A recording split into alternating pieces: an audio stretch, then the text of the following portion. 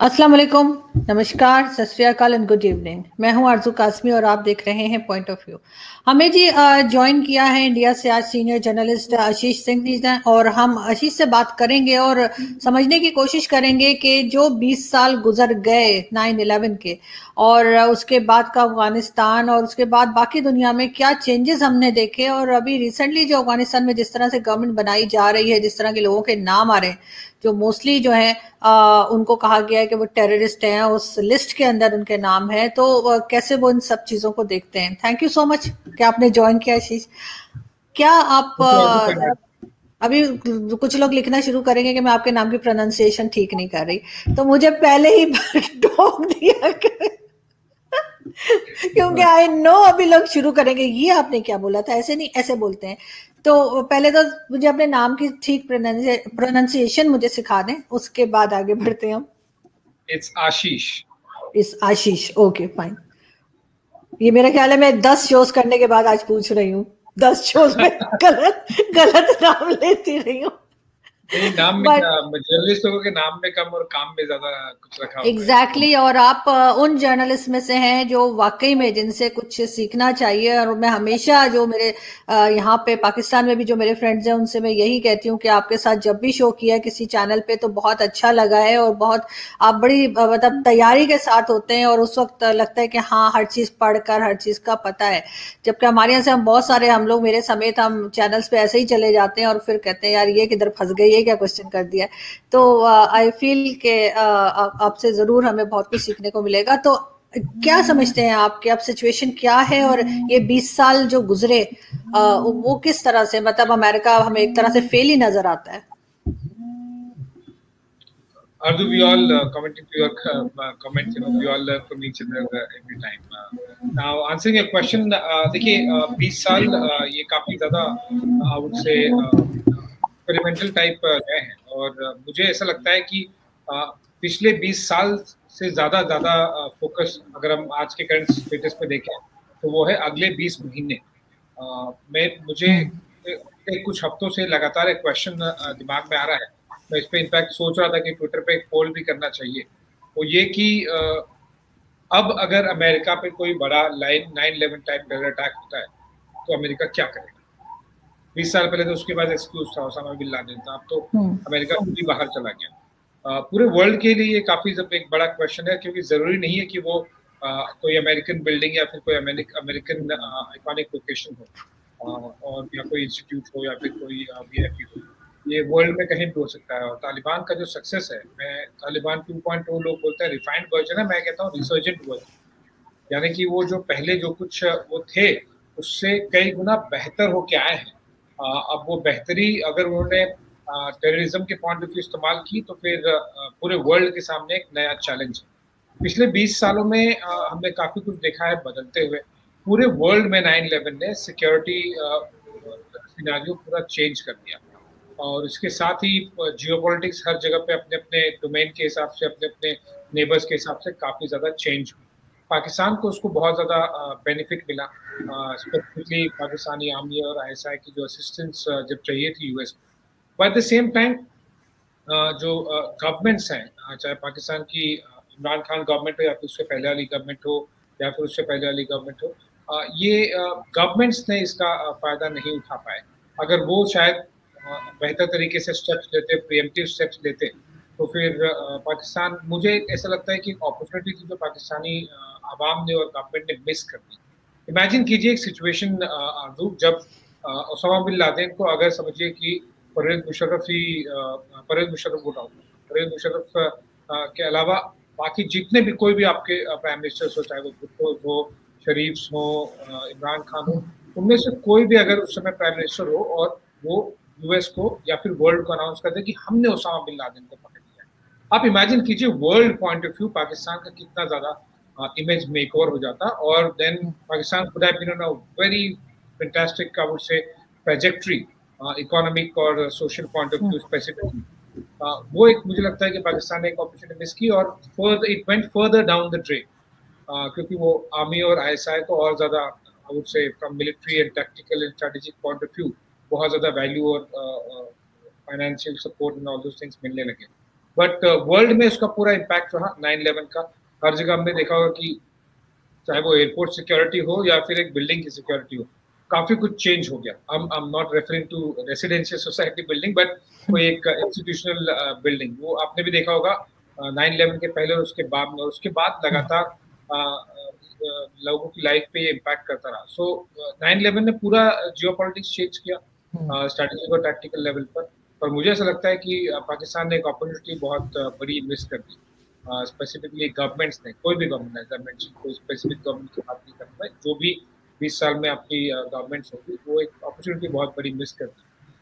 और Osama bin Laden का अबुटाबाद में पाया जाना एक बहुत बड़ा आई वुड से ब्लॉट था, पूरा वर्ल्ड याद रखेगा हमेशा के लिए, as far as Pakistani government, military and ISI and army is concern. So ये एक काफी कुछ चेंज हुआ, पर अब मुझे ऐसा लगता है कि तालिबान रिसर्जेंट हुआ है, एक नए फॉर्म में आया है, नए अवतार में आया है, और वो और भी ज्यादा डेंजरस हो सकता है, क्योंकि अब वो लेजिटिमेसी की तरफ बढ़ रहा है। मिलेगी कि नहीं वो एक आगे की बात है, पर उन्हें एक अधिकार सा, मतलब वो अनचेक पावर उन्हें मिला है। तो ये एक बहुत बड़ा वर्ल्ड के लिए बड़ी पॉइंट है। अनफॉर्चुनेटली सबसे हाईलाइटिंग पॉइंट आजू ये है कि वर्ल्ड में कोई भी कुछ भी नहीं कर पा रहा है इस बार। That is the worst part.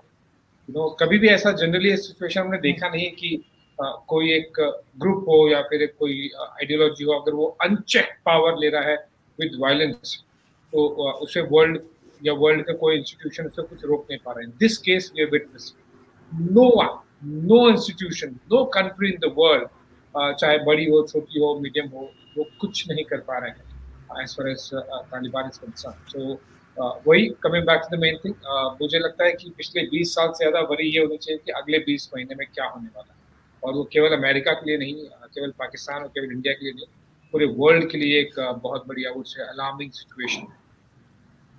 लेकिन अगर फिर हम दोबारा कोई उसी तरह का हादसा देखें जैसा 9/11 था, या फिर उसी तरह की कोई चीज हुई या उससे मिलती जुलती, कौन रिस्पॉन्सिबल होगा, कौन जिम्मेदारी लेगा? ये कह देना तो बड़ा आसान हो जाएगा कि जी इस कंट्री ने सपोर्ट किया, उस कंट्री ने सपोर्ट किया, लेकिन इस तरह से अमेरिका का चले जाना, उनके जो प्रेसिडेंट है वो अचानक से जो है अफगानिस्तान छोड़ के चले गए, जबकि हेड ऑफ स्टेट की तो मेरे ख्याल उसको तो लास्ट में निकलना चाहिए, कि पब्लिक को छोड़ के अपनी वो भाग गए।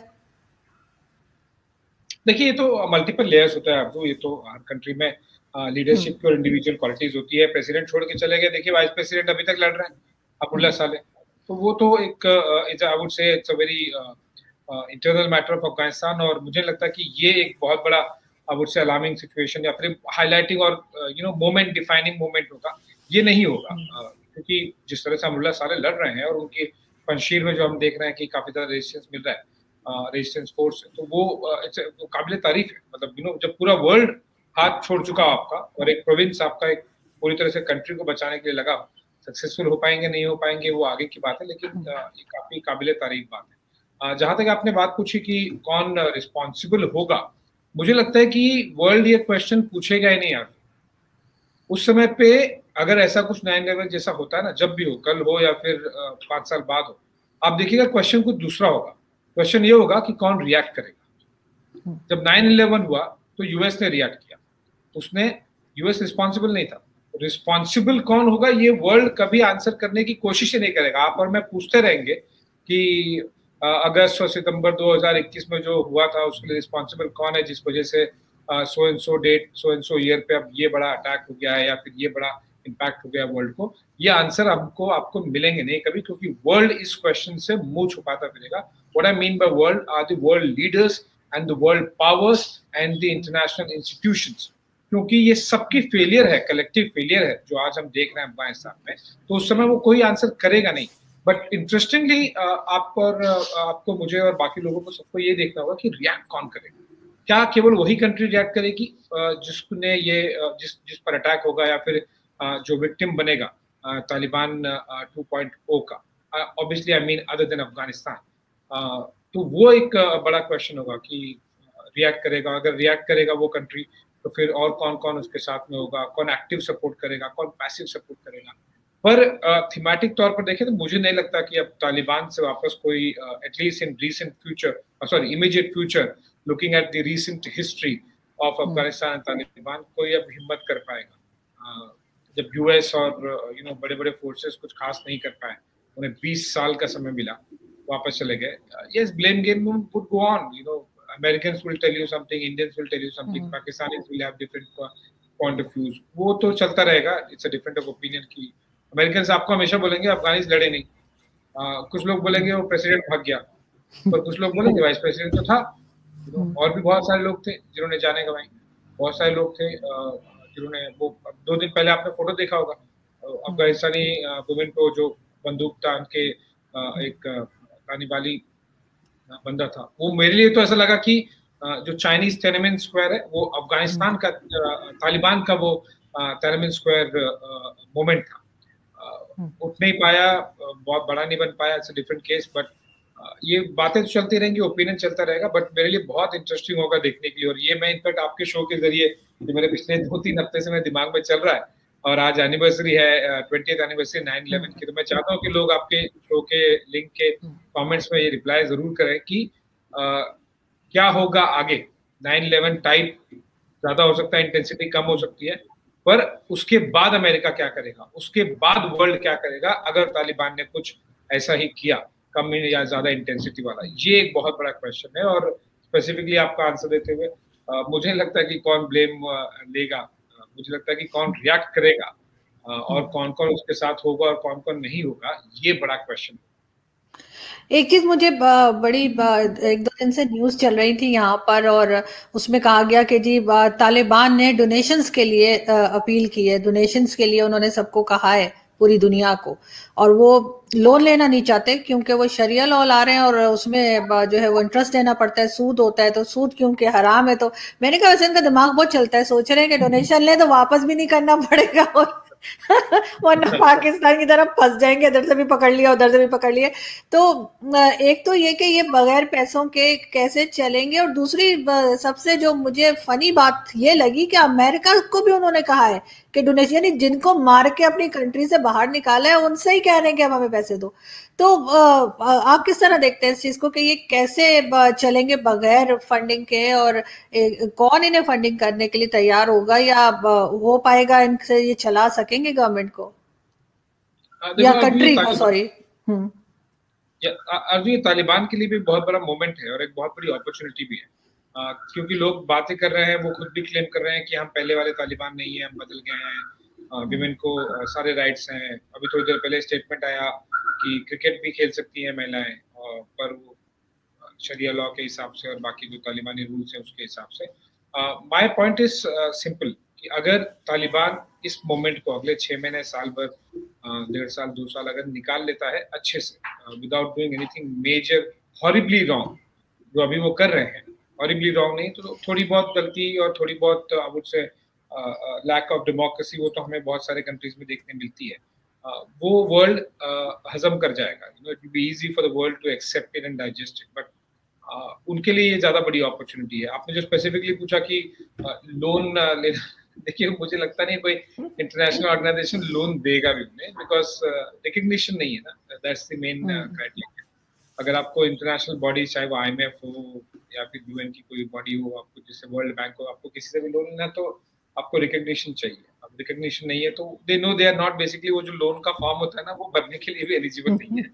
तो लोन प्रोसेस तो ना दूर की बात है. बाकी तो they have learned a lot from the Pakistani military and Pakistani government. ले लेने का पैसा और उसके बाद देने के लिए कहाँ से देना, ये सोचना पड़े. सो ये होता है.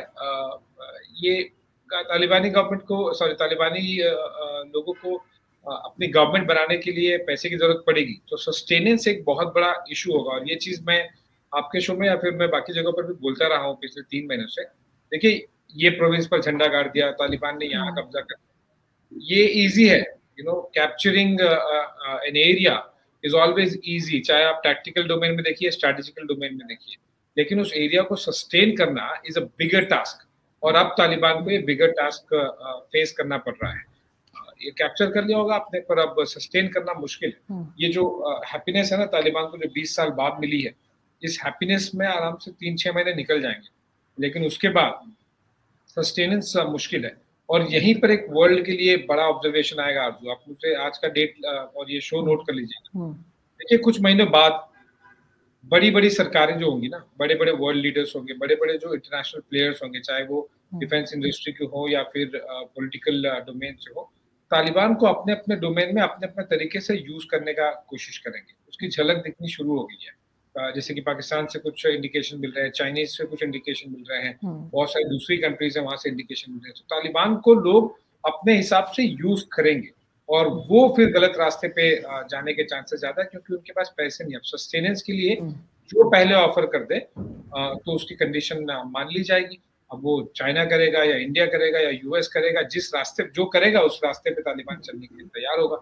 तो अगले कुछ महीने तालिबान का क्या फ्यूचर होगा ये तय करेगा। और इसीलिए मैं कहता हूँ कि तालिबान के लिए एक अपॉर्चुनिटी भी है, चैलेंज भी है, लेकिन अपॉर्चुनिटी भी है कि जो वो गलती कर रहे हैं वो ना करें और वर्ल्ड को दिखाएं कि वी आर बेटर तालिबान, जैसे वो कह रहे हैं कि 2.0, not the I would say worst Taliban than what they were earlier. मेरे पॉइंट ऑफ व्यू वो पहले से ज्यादा बेहतर दिखने की कोशिश कर रहे हैं, लेकिन पहले ज्यादा सोफिस्टिकेटेड हो गए। उनके पास media information warfare, media warfare, political strategy, military strategy, ये सब कुछ बहुत ज्यादा उन्होंने रिफाइन कर दी है और इम्प्रूव कर दी है। तो इन सब एबिलिटीज के साथ में ना वो और बड़े डेंजरस तालिबान बन के भी उभर सकते हैं। डिपेंड्स कि वो किसके हाथ की कठपुतली बनते हैं। नहीं, आप बिल्कुल ठीक कह रहे हैं, लेकिन साथ ही एक बात और है, जैसे आप कह रहे थे कि उन्होंने अब फिर स्टेटमेंट दिया है कि जी जो लड़कियां हैं वो क्रिकेट खेल सकती हैं और स्पोर्ट्स में जा सकती हैं, लेकिन वो एक तरह का प्रेशर आया ना उनके ऊपर, क्योंकि फर्स्ट स्टेटमेंट उनकी ये नहीं थी। फर्स्ट तो यही थी कि वो स्पोर्ट्स में नहीं जा सकती हैं और क्रिकेट नहीं खेल सकती। लेकिन कहीं ना कहीं आपको लगता है कि ये जो सोच है, ये जो तालिबानी सोच है, ये सिर्फ अफगानिस्तान तक नहीं है, ये और दूसरे कंट्रीज में भी हम देखते हैं। जैसे अगर आपको याद हो, शाहिद आफरीदी जो हमारे क्रिकेटर हैं, उन्होंने कहा था अपनी बेटियों के बारे में कि वो क्रिकेट नहीं खेल सकती, वो आउटडोर गेम्स नहीं खेल सकती। ये चीज जो है वो कोई तालिबान में से तो नहीं है, लेकिन उन्होंने फिर भी ये बात कही थी। फिर यहाँ पर जो है पाकिस्तान में एक कमर्शियल बना था, पता नहीं किसी एनर्जी ड्रिंक का था या किसी चीज का।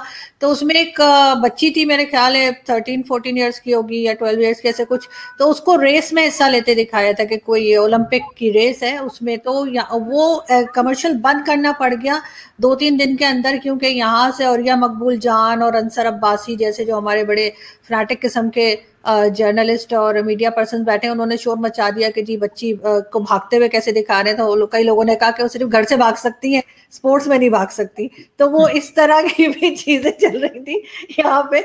और इसी तरह से मैंने इंडिया के किसी कोई मौलाना साहब थे, उनका सुना था कि ज्योग्राफी ना पढ़ाएं लड़कियों को, उससे उनको पता लग जाता है दिल्ली कहाँ है, मुंबई कहाँ है, कराची कहाँ है, तो उनको फिर भागने में आसानी रहती है।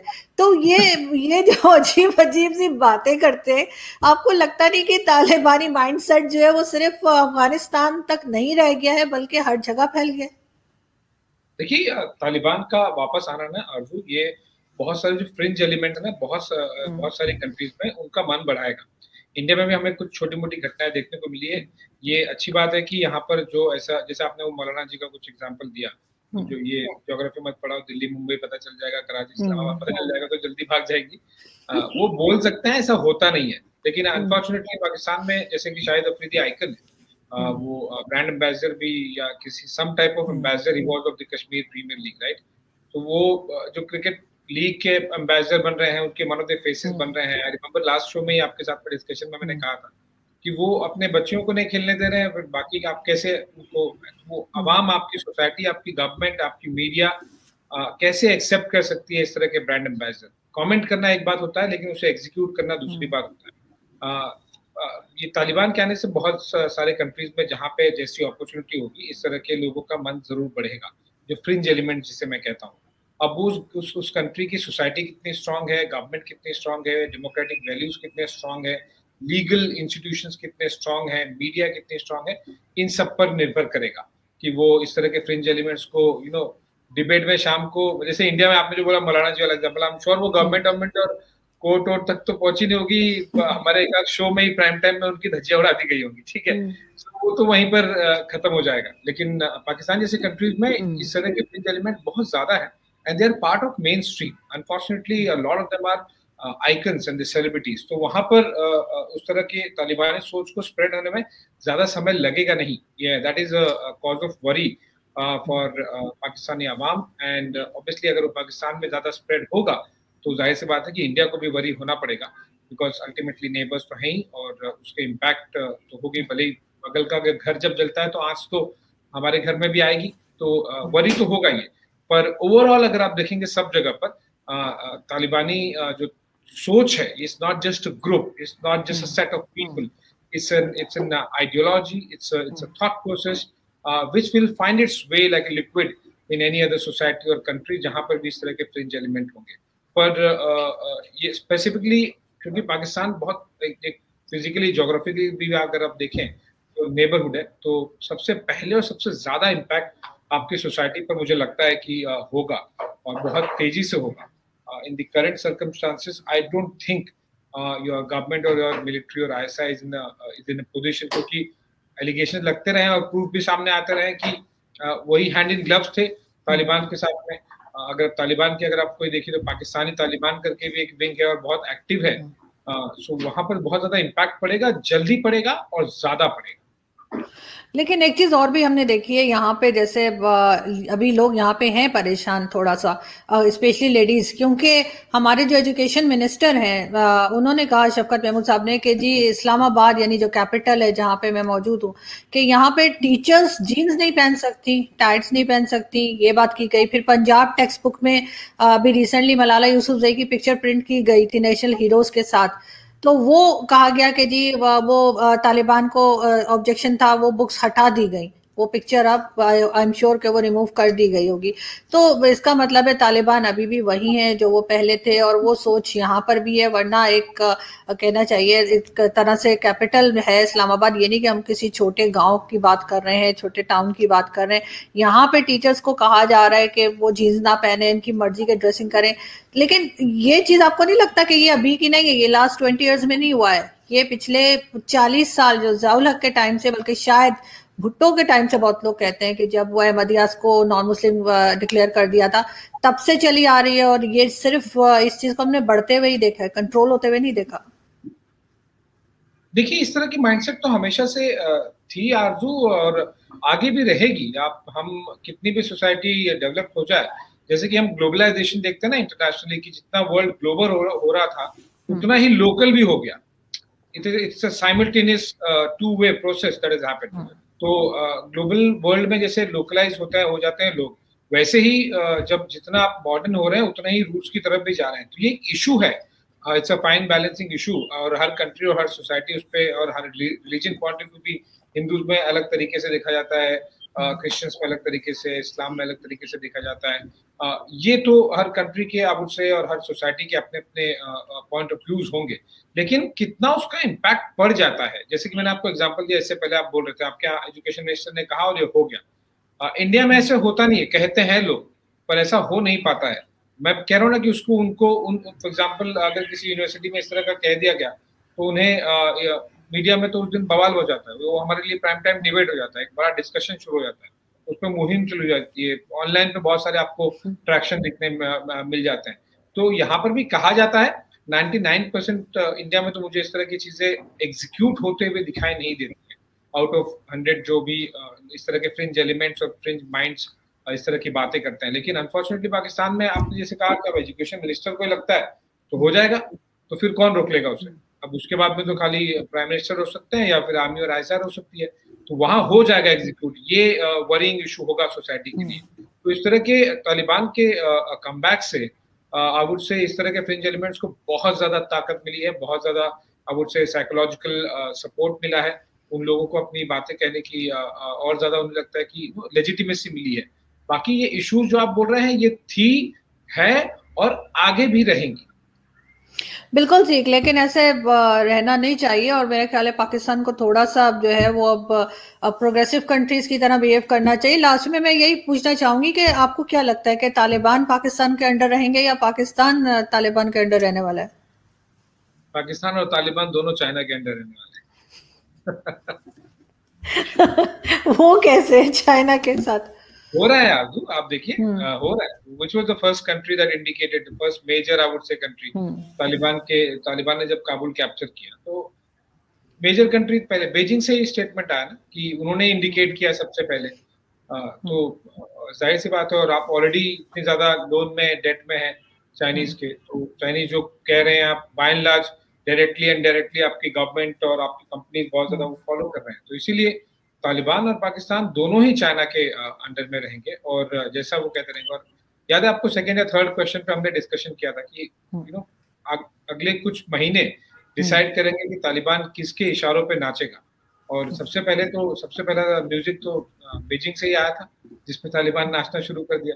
देखिए वो जो I don't want to go into much of details of Islamic religion, पर चाहे वो शरिया हो या फिर बाकी लॉज की जो बात कर रहे हैं तालिबान, देखिए इस्लाम के बारे में जब चाइनीज कॉन्टेक्स्ट में यूगर्स की बात होती है तो तालिबान ने सबसे पहले हाथ ऊपर खड़ा कर दिया, हम नहीं बात करेंगे, नहीं बात करनी हमें।